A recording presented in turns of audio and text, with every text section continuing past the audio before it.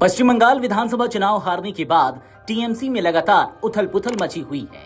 30 मई को ममता बनर्जी के भतीजे अभिषेक बनर्जी और 31 मई को कल्याण बनर्जी के साथ भीड़ ने मारपीट की।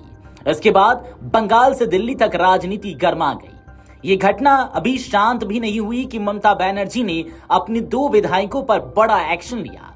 ममता बनर्जी ने ऋतव्रत बनर्जी और संदीपन साहा को टीएमसी पार्टी से निष्कासित कर दिया है।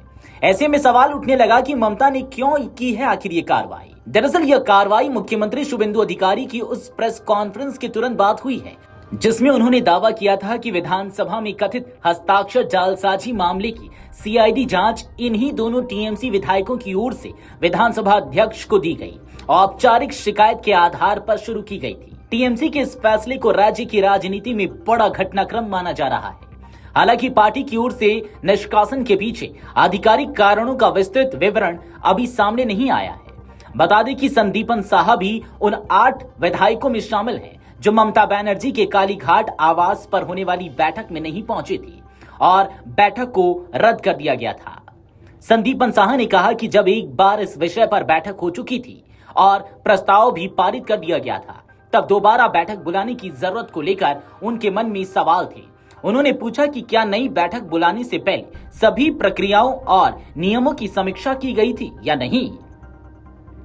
टीएमसी विधायक ने कहा, इस मुद्दे पर पहले ही बैठक हो चुकी थी। उस बैठक में तय किया गया था कि पार्टी नेता, उपनेता और चीफ व्हिप कौन होंगे, लेकिन बाद में यह सामने आया कि प्रस्ताव को विधानसभा में जमा करने की प्रक्रिया पूरी तरह नियमों के अनुसार नहीं अपनाई गई थी। इसके बाद मामले की जांच हुई, अब फिर से बैठक बुलाई गई। ऐसे में मेरे मन में सवाल था कि क्या इस बार सभी प्रक्रियाओं की समीक्षा कर ली गई है। उन्होंने आगे कहा कि इन्हीं कारणों से उन्हें लगा कि बैठक में शामिल होने का कोई विशेष औचित्य नहीं है, इसलिए उन्होंने उसमें हिस्सा नहीं लिया। संदीपन साहा के बयान को टीएमसी के भीतर से सामने आई एक बड़ी असहमति के रूप में देखा जा रहा है। आमतौर पर पार्टी के विधायक सार्वजनिक मंचों पर संगठनात्मक निर्णयों या नेतृत्व की प्रक्रिया पर सवाल उठाने से बचते रहे हैं। ऐसे में साहा की टिप्पणी राजनीतिक गलियारों में चर्चा का विषय बन गई है। उधर पूर्व मंत्री और सेंट्रल हावड़ा विधानसभा क्षेत्र से टीएमसी विधायक अरूप राय ने भी अपनी ही पार्टी के खिलाफ नाराजगी जाहिर की है। उन्होंने कहा कि पार्टी के सांसद, विधायक और जमीनी स्तर के कार्यकर्ता लगातार हमलों का शिकार हो रहे हैं, लेकिन पार्टी नेतृत्व उनकी कोई सुध नहीं ले रहा है। यहां तक कि हाल ही में उनके घर पर हुए हमले के बाद भी पार्टी की ओर से किसी ने उन्हें फोन कर हालचाल तक नहीं पूछा।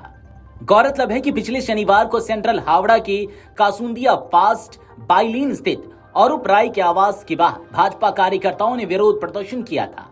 उनके घर के सामने स्थित एक गोदाम से बड़ी मात्रा में सरकारी राहत सामग्री, जिनमें तिरपाल, कंबल, साड़ियां, धोती और अन्य सामान शामिल थे, बरामद होने का दावा किया गया था। इस घटना के बाद भाजपा कार्यकर्ताओं ने उनके घर के सामने चोर चोर के नारे लगाए थे।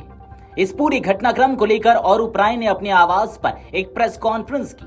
उन्होंने कहा कि विधायक समीर पांजा पर हमला हुआ और उन्हें घर छोड़ना पड़ा। सांसद कल्याण बनर्जी पर भी हमला हुआ। इसके अलावा विभिन्न जिलों में पार्टी कार्यकर्ताओं को निशाना बनाया जा रहा है, लेकिन पार्टी नेतृत्व पूरी तरह चुप है। वीडियो डेस्क अमरउजाला.com। अगर आप ये वीडियो YouTube पर देख रहे हैं तो हमारे चैनल को सब्सक्राइब कर बेल आइकन दबाएं और Facebook पर देख रहे हैं तो हमारे पेज को लाइक करें।